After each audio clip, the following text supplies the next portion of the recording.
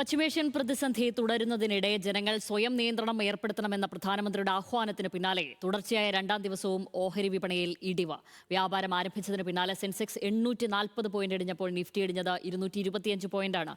ഡോളറിനെതിരെ Indian രൂപയുടെ മൂല്യം എക്കാലത്തെയും താഴ്ചയിലേക്ക് കൂപ്പുകുത്തി. അതേസമയം ഇന്ധനവില 5 മുതൽ 10 രൂപ വരെ 2 ദിവസത്തിനുള്ളിൽ വർദ്ധിപ്പിച്ചേക്കും.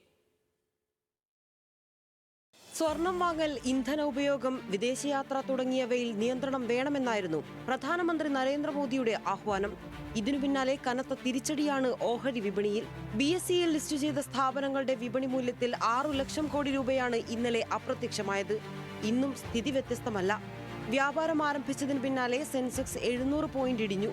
നിഫ്റ്റി ഇടിഞ്ഞത് 250 പോയിന്റും. IT കമ്പനികൾക്ക് ഇന്നും തകർച്ചയാണ്. TCS, ഇൻഫോസിസ് എന്നിവയുടെ ഓഹരിയിൽ വൻ ഇടിവുണ്ടായി.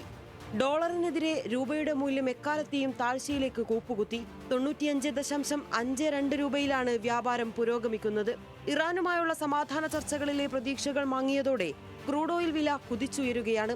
പ്രതിമാസം 30,000 കോടി രൂപ നഷ്ടത്തിലാണ് പ്രവർത്തിക്കുന്നതെന്നും വില വർദ്ധിപ്പിക്കാതെ മറ്റു സാഹചര്യമില്ലെന്നുമുള്ള നിലപാടിലാണ് എണ്ണ കമ്പനികൾ. കടുത്ത സമ്മർദ്ദം തുടരുന്നതിനാൽ പെട്രോൾ, ഡീസൽ വില 5 മുതൽ 10 രൂപ വരെ വർദ്ധിപ്പിച്ചേക്കും. വില വർധനയ്ക്ക് കേന്ദ്രം എണ്ണ കമ്പനികൾക്ക് അനുമതി നൽകിയതായാണ് വിവരം. National desk, news Malayalam.